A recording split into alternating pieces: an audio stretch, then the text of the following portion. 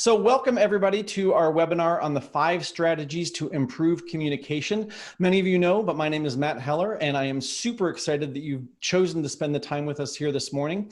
One of the things that I really want to emphasize when it comes to communication and improving communication is that we all can recognize that no matter where we are in our leadership role, no matter where we are in life, communication plays an immense role. And in fact, you can probably say that, hey, the way that I have succeeded in my role, or even some of the things that might be holding me back, can actually be linked to communication. So a big part of what we're going to be focusing on today with these 5 strategies are ways that you can improve your own communication. And I'm really going to ask you to think about yourselves first. Certainly the communication strategies that we talk about can be used to help coach or mentor or lead other people. Excuse me. But really, I want you to focus on yourselves first and then focus on how we can use these to help other people. It's kind of like when you're on an airplane. Some of you may not have been on an airplane recently, and I've only been on one trip since the whole pandemic, but they still say the same thing. Put your mask on first before you help somebody else. So that's the way I want you to look at this communication, these communication strategies is help yourself first, get your own communication working, and then move on to helping other people. So if we haven't worked together or if we've never met before, my name is Matt Heller. I'm the founder of Performance Optimist Consulting. I've been in the attractions industry for a little over 30 years. Started as a ride operator and kind of worked my way around the industry, both in operations and in human resources. And in 2011, I started my company. And now my whole goal every single day is to help leaders lead. And whether that's through a webinar like this or answering an email or doing a coaching session, whatever the case may be, my whole goal is to make sure that people like yourselves have the skills, have the knowledge, have the resources to be the best leader that you can be. And so with that in mind, I do share all of my contact information right up front because I want you to know that I am someone that you can contact. In fact, I've had a lot of one-on-one conversations with people that are already on the call today. So you see my email up there, you see my phone number, that is my cell phone number. Please feel free to text me anytime. Just make sure you put your name in there if you might not be in my address book. But also you've got all my social contacts there. And especially if you have any questions about today's webinar, if there's anything that I might be able to do for you in the future, please feel free to reach out at any time. All right, so with that, let's get back to what we're going to be focusing on today. And it is 5 strategies for improving communication. Now, again, I said that we want to really focus on our own communication before we put the mask on somebody else. And that's really what I want you to focus on here. And I have a couple of questions for you that I want to ask kind of right off the bat. And some of you are already using those the chat box. So I'm going to ask you to use that here in just a minute as I ask you 3 very specific questions. The first question is, and they're all just sort of yes or no or one-word answers. But the first question is, have you ever had a miscommunication with someone? Yes or no? Have you ever had a miscommunication with someone? Go ahead and put your answer in the chat box. Have you ever had a miscommunication with someone? Yes, yes, yes, yes. Yep, absolutely. Awesome. Excellent. You guys Rachel says, of course, you guys are using the chat box well. Thank you very much. Here's the second question. The second question is, have you ever tried to lead a team where there was miscommunication? Again, just yes or no. Yes. Very good. All right, now here's the big question. The big question that may have led you to come to this webinar, even if you didn't know it or not, but have you ever been the cause of a miscommunication? That's our last question. Have you ever been the cause of a miscommunication? And I'm glad to see that you all are saying yes, yes.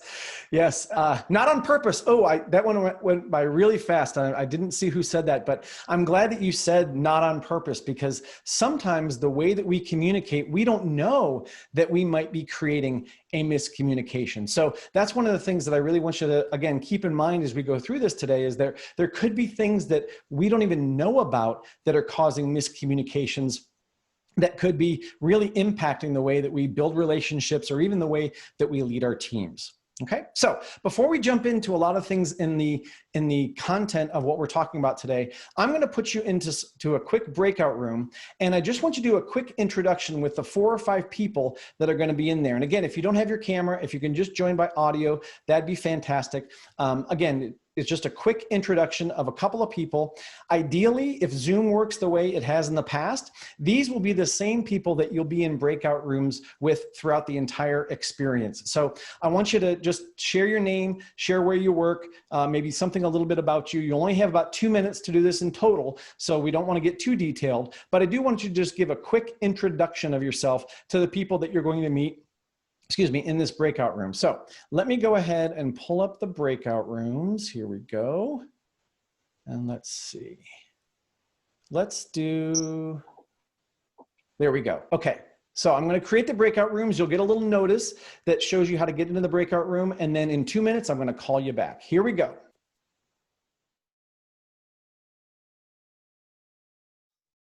So again, we're going to be talking about 5 specific strategies to improve communication. And I'll go ahead and go over what those 5 strategies are, and then we'll get into the specifics of each one. So, excuse me. The 5 strategies are these, and you'll notice if you can see the screen that 2 of them are the same.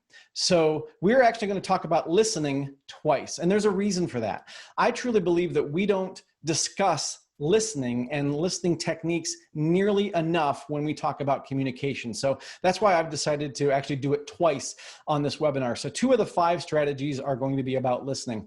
We'll also talk about self-assessing. So kind of addressing some of those things where we may already know where some of our communication struggles might be. We'll also talk a little bit about slowing down, which I know can be really, really tough, but is a really important aspect of being a better communicator. We'll also talk about seeking feedback. So not only do we want to self-assess and take into consideration some of those things we may already know, but also look at, okay, let's seek feedback from other places, from other people, so that we can truly get a good picture of how we communicate. So with that, we're going to jump into listening for the first time.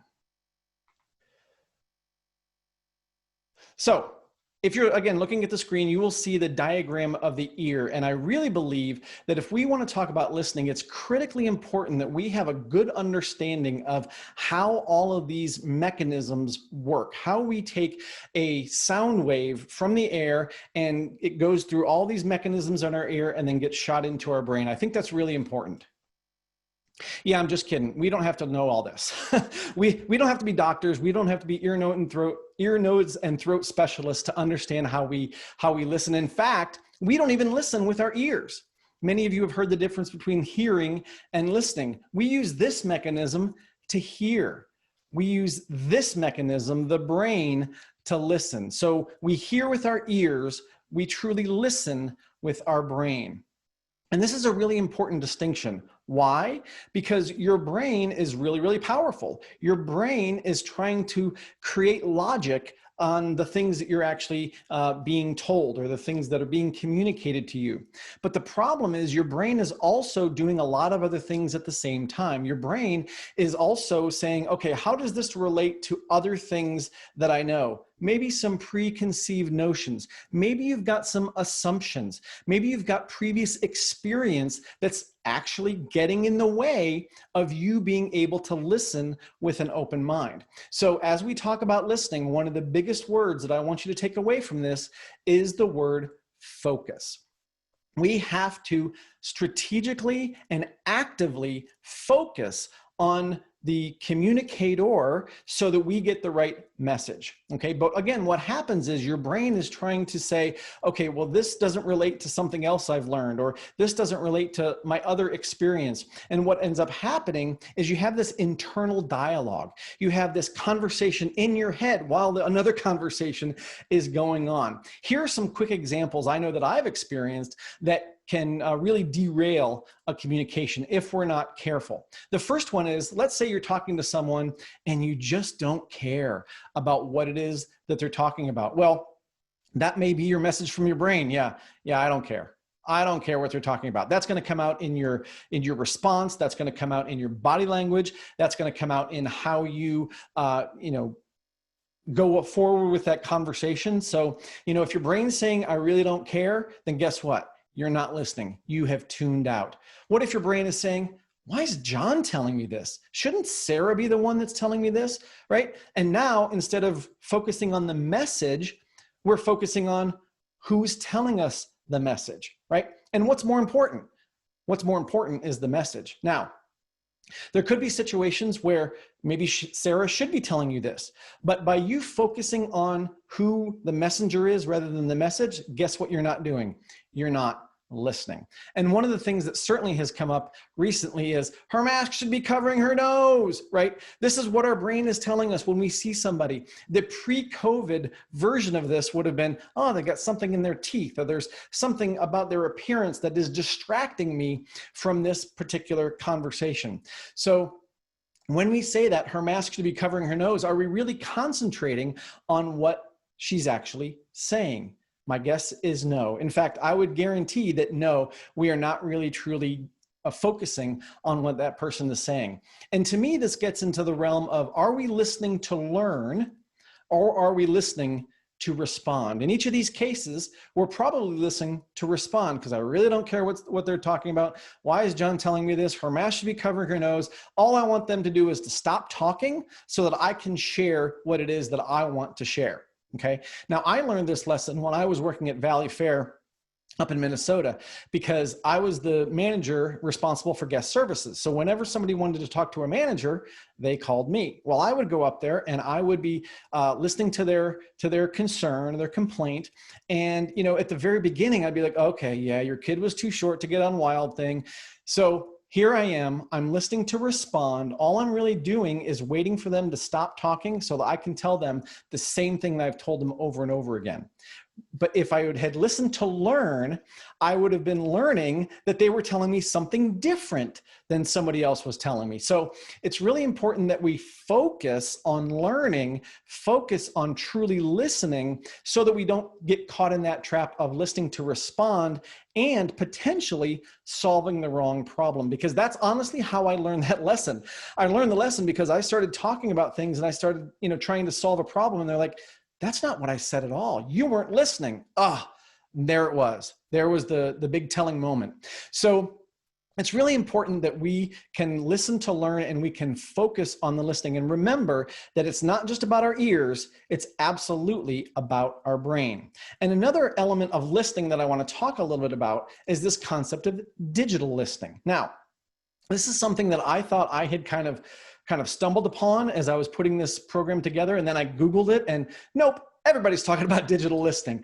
But what is digital listening? Digital listening essentially is the act of reading with the same open mind, the same focus, the same lack of assumptions that we would if we were conversing or communicating in an analog fashion, if we're communicating face-to-face with someone. Okay, so digital listening is really about when you are reading a text, or you're reading an email, or you've got Slack messages coming in, or your WhatsApp is dinging, right? All those different inputs are coming in, and it can be really hard to, actually sit down, take the time and listen to all those things that are going on and really taking it all in. So what I would encourage you to do when you think about all those digital messages that are coming in is apply the same listening methods, the same focus to digital listening that we do with analog listening. Now, why is this so important? Why is listening not only the first thing I talked about, it's going to be the last thing I talk about? Why is this so important? Well, there's a gentleman in Winter Park, Florida. His name is Dr. Rick Baumelsje. He teaches at Rollins College, and he studies listening. In fact, he studies the emotional impact of listening. And this is what he found. The emotional impact of being listened to is so close to that of being loved that most people can't tell the difference. I think that's worth repeating. The emotional impact of being listened to is so close to that of being loved that most people can't tell the difference. So what does that tell you? That tells you if you can, with an open mind and without assumptions and without preconceived notions, if you can truly listen to someone, guess what you can show them? You can show them that you care. And I don't know that there's ever been a time more apt for caring than right now here in 2020, going through the COVID-19 pandemic, if we really want to show our team members, our peers, our bosses, our spouses, our family members that we care, then listening is one of the most important things that we can do for them. Okay, but like we said, it can be a challenge. So here's what we're going to do. We're going to go back into our breakout rooms, and here's what I want you to do. I want you to think about how you're going to end this phrase, or how you're going to complete this phrase. When listening to others, I tend to what? When listening to others, I tend to listen to respond. When listening to others, I tend to make eye contact. This could be a positive thing. When listening to others, I tend to think about what I'm going to say so that I have something to say when they're done, so there isn't that awkward silence, right? So however it is that you listen, or those things that you tend to do when you listen, that's what I want you to share. And again, you're only going to have 2 minutes in the breakout room. I'm not going to ask you to try to fix this. I'm not going to ask you to really discuss it, but I just want you to share. When listening to others, I tend to what? All right, so I'll put you in your breakout rooms and you'll get ready to share.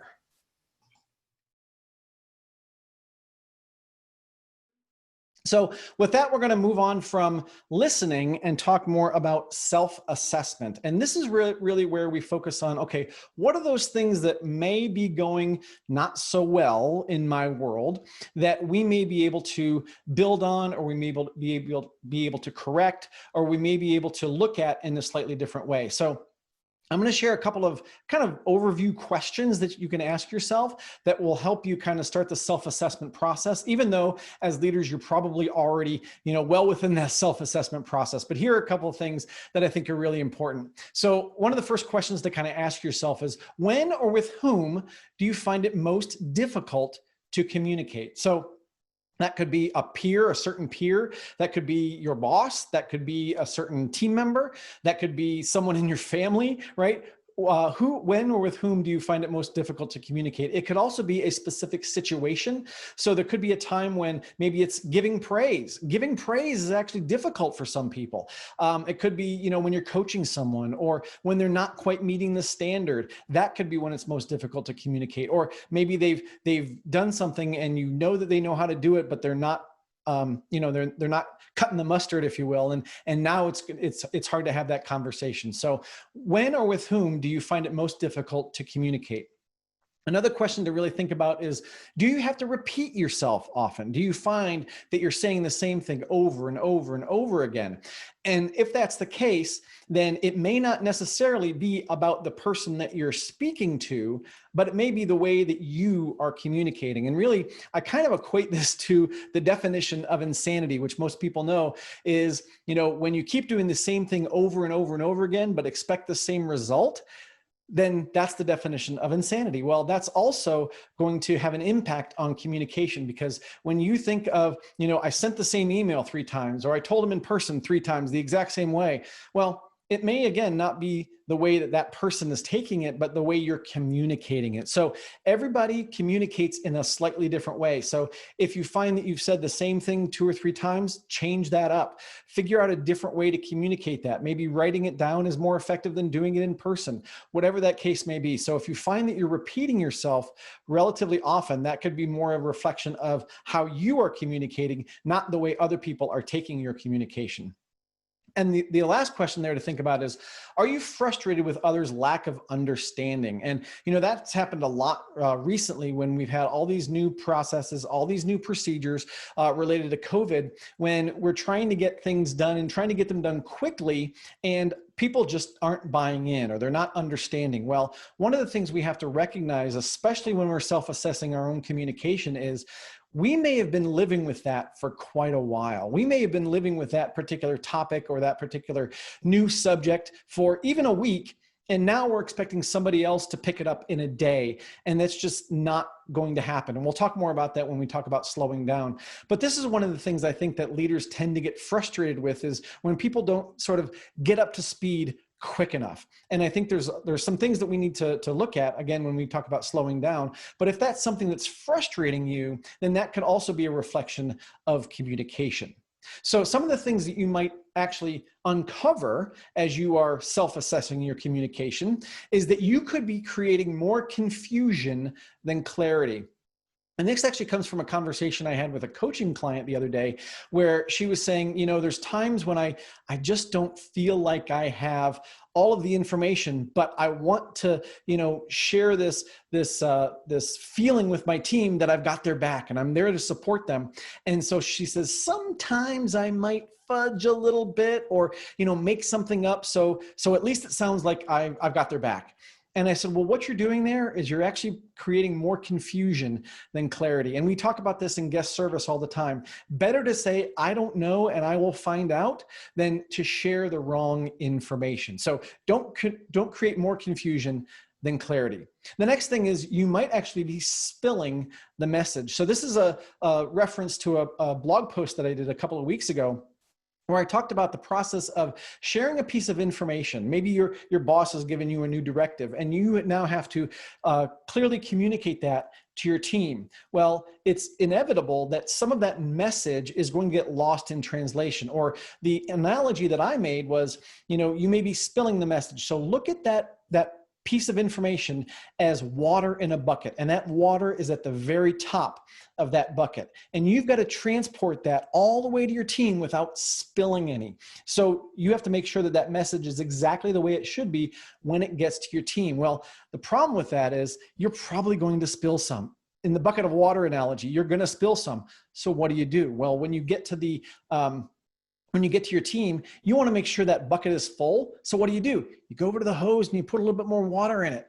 Well, that's the same as you putting in your own biases. That's the same as you putting in your own kind of interpretation of your boss's message. And by the way, this goes both ways. This could be, relaying information for your team back up to your boss. This could be going boss to your team. This could go peer to peer. There's many different ways that this can actually play out, but we may be spilling the message. And part of that is that we might not be asking the right kind of clarifying questions. I've had this situation many, many times where I'm in my boss's office, we're talking about something, and it all seems like it makes sense.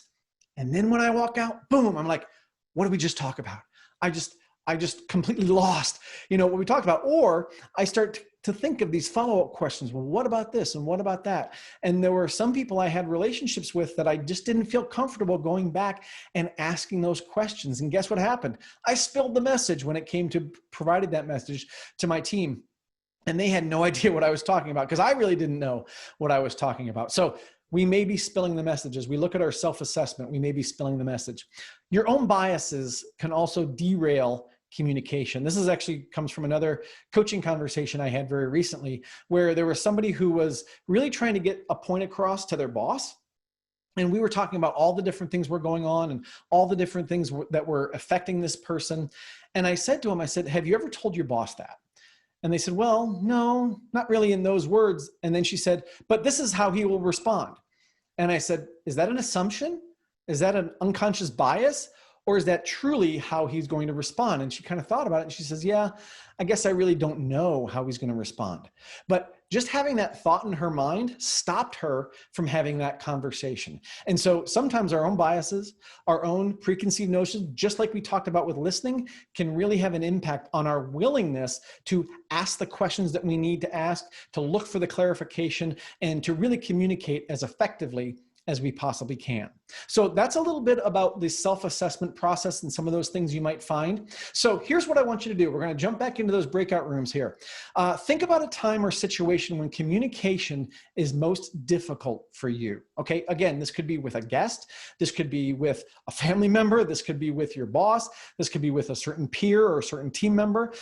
This could be when you're giving praise. This could be when you're coaching someone. But think about a time or situation when communication is most difficult for you. I'll give you 2 or 3 minutes in the breakout rooms to just quickly share what those are, and then we'll come on back.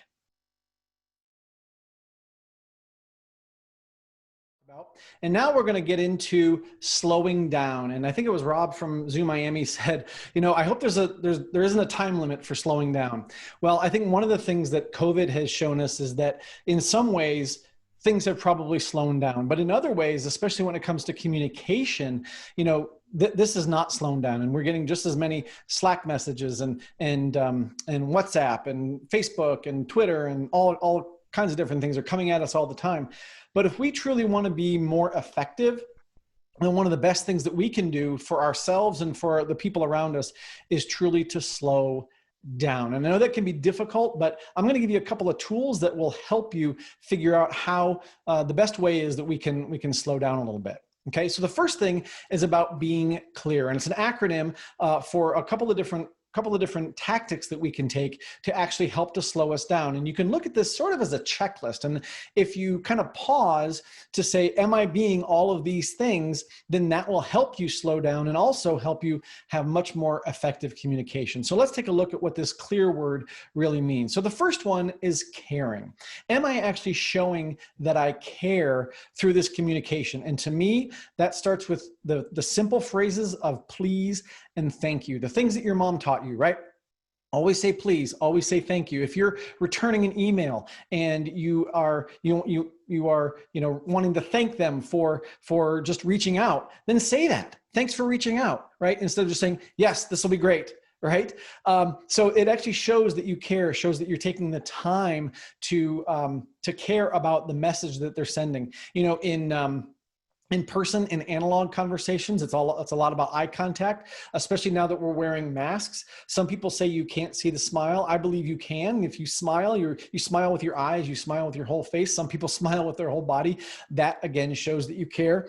If you have your device and you put that down and you don't look at it, that's showing that you care about that conversation. So, it could be something nonverbal that you're doing. It could be something verbal that you're doing. It could be the way that you're reacting. It could also be the way that if you have multiple things coming in, maybe somebody sends you something with 3 different questions and then you only respond to one of them.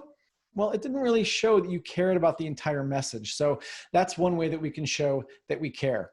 The L, big surprise, stands for listening. I'm not going to spend a lot of time on it in this context because we've already talked about it and we're going to talk about it again.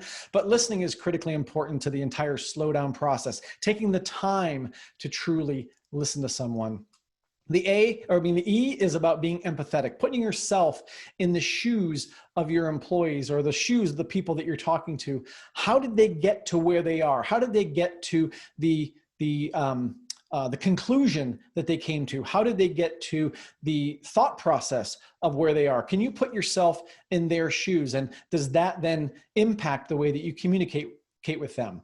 The A is for accurate. I think something that we're all hearing about, whether things are accurate or not, or fake news or real news or whatever the case may be. So is the communication that you're sending out as accurate as possible? Have you looked at all the different angles? Have you crossed all the T's and dotted all the I's? Are you as accurate as you possibly can be? And I know that's a big challenge right now because, there's so many things that are changing on a daily basis. But if you can answer that question, am I as accurate as I can be today? Then you'll be on the right track. So be as accurate as you can possibly be. And the last one is about being real. Another way to say this is to be authentic.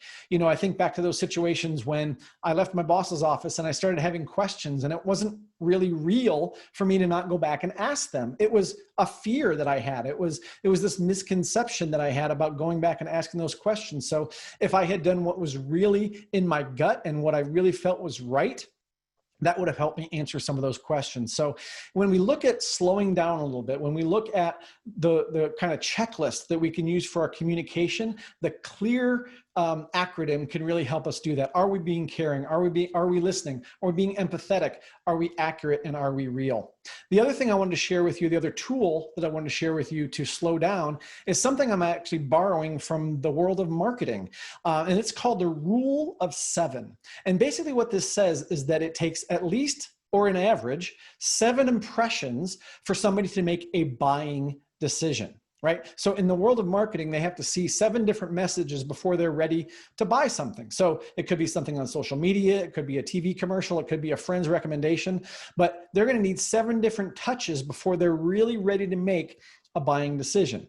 And what that means to me is that if we look at that from a communication standpoint, especially from an operational communication standpoint, then it's probably going to take at least 7 touches for people to really understand and buy in to our vision, to buy into what we're trying to get across. So again, if you think about a brand new procedure that you've just initiated, and you've got your team members there ready to go, even if they're eager, they're probably going to need some additional input or some additional steps of input so that they can really buy in. And so what I did was I just took the rule of 7 and I said, let's kind of play this out from an operational communication standpoint. So here are some of the 7 touches that might be necessary for somebody to truly buy in to your vision or to the new procedure. First of all, people have to be aware of it. So if you have a new procedure, they have to actually know that it's out there. Next, people have to understand it. They have to know kind of what is behind it, why it's out there, the kind of the why behind the what, if you will. People need to understand how it impacts them. So if you are asking them to, enforce the mask rule or to wipe down a ride vehicle in between cycles, how is it going to impact them and their ability to do their job? People need to know how to do it. So it's not just about handing someone a rag and a bottle of sanitizer. How are they actually going to do it? What's the procedure? What's the technique? What's the skill that they need to actually do it? They need to believe that doing it will be useful, right? They need to believe that there's an actual reason behind it and that they will be doing something useful in doing it. If it's not useful, they're probably not going to buy into it. They're probably not going to want to actually do it. They have to have the confidence to do it right, of course. So as you're training them on how to do it, it's not just a once over, hey, here you go, right? But it's more about building confidence and watching them do it and doing all the training pieces and using the training checklist to make sure that they have all the different steps necessary so that they are confident in doing it. And you can watch them do it in a confident way. And then they also have to believe that they won't be the only ones. So everybody's going to be doing this. How many times have we heard this? We're all in this together. Well, when you think about your team members or you think about people that you're asking to do something new, they don't want to be the only one. So these are 7 different things, 7 different areas where we have to look at, okay, these are 7 different touches or 7 different things that are going through people's minds that we have to be aware of so that we can actually slow down our expectation. And that's really what the rule of 7 does for me, is it slows down the expectation, because if I send out one email, that would not be the awareness email, right? If I send out another email, well, now maybe people start to understand it. If now I do a video on something and now they understand how it impacts them. And so there's all these different touches that have to happen. And again, it kind of slows down our expectation of how quickly someone's going to understand something. So one thing I'd like you to think about, and just because of time, we're not going to go into the breakout room for this one because I want to make sure you have plenty of time for the last one. But I do want you to think about, what is one way that I can slow down my communication? Right? Is it about understanding the rule of 7 and knowing that we have to have different touches there? Is it about, being clear and showing that I care and truly listening? What's one way that you can actually slow down your communication? Again, we're gonna skip the breakout room for this time. We're gonna give you some extra time in the last one. Okay? So that's a little bit about slowing down. That brings us to seeking feedback. Now, we already talked about self-assessment, and I hope that you've been thinking about sort of how you listen and, looking for feedback or looking for ways that you can already improve your performance and your communication. But now I think it's also important to look at how we find feedback from outside sources. So this could be a trusted peer that is giving you feedback. This could be your boss. This could be through a 360 process, if your organization does that. It could be through a performance appraisal process. It could be through a coaching group that you might be in. It could be through, just even casual conversation. If you're listening to what people are saying and you're listening to how your messages are being received, that's really important feedback for you. But there's a really important part of this phrase, seeking feedback, that I want to mention, and that is to seek the feedback, not just casually take it in, which is an important process as well, but also seeking the feedback, looking for it, asking people, did that make sense? Asking people, how did you take that piece of communication. Was that effective? Was that something that was clear? Did I show that I did have empathy when I was communicating that? So seeking that, again, from a trusted group, a trusted individual, could be a friend, a colleague, whoever it might be. And that's sort of how we've been building up to this point in this webinar, because you've met with people in the breakout rooms a couple of times. You've talked a little bit about listening. You've talked a little bit about self-assessment.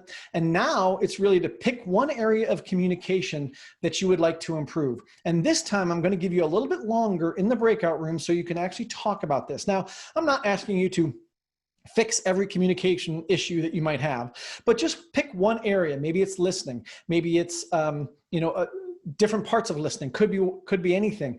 Maybe it's giving praise. But I want you to go into those breakout rooms, share something, and actually talk a little bit about how it might be improved. You might get feedback from other people in the breakout room, and that's exactly what we're trying to get to. So I'm going to give you about 5 minutes or so, maybe a little bit more, to seek some feedback. Think about the area of your communication that you would like to improve, and you've got a trusted cohort of people that you're going to be interacting with here for the next couple of minutes. So give it a try and see what kind of things you can come up with. So let me go ahead and open up those breakout rooms so we can get back in.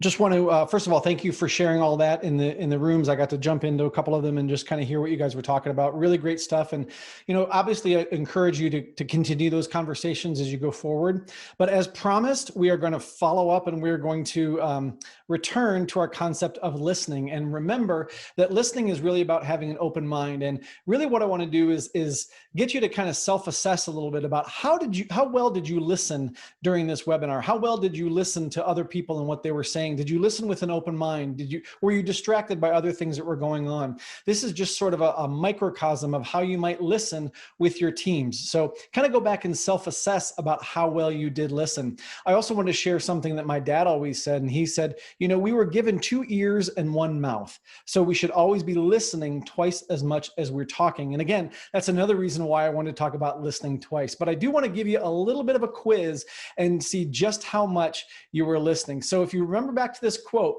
the emotional impact of being listened to is so close to that of being what? That most people can't tell the difference. Go ahead and put your answer in the chat. I would love to see what you say. If you remember what that was, love, love, love, love. Exactly. I feel the love because you guys were listening. I do appreciate that. So thank you guys very much for your time and your attention today. Here are the big things that we talked about. If I can get my thing to go. Oops. There we go. We talked about listening a lot. We talked about self-assessing your own communication. We talked about slowing down, which can be so difficult, but so critical. We also talked about seeking feedback and how important that was. And then we followed it up with listening. And did we really listen as much as we could? And do we really listen with an open mind and with the focus that we need to? So thank you all very, very much for your time today. I really do appreciate it. And I meant what I said at the very beginning. If there's anything that I can do, if there's any help that you need, if there's any assistance that I might provide, please feel free to shoot me an email, send me a note, send me a text, sign up for the Facebook All Clear group. You can listen to Josh and I on the Attraction Pros podcast. There's always something going on. So thank you so much for all of your time and your attention today. I really do appreciate it. And I hope that all of you have a great day and take this information and communicate even better in the future.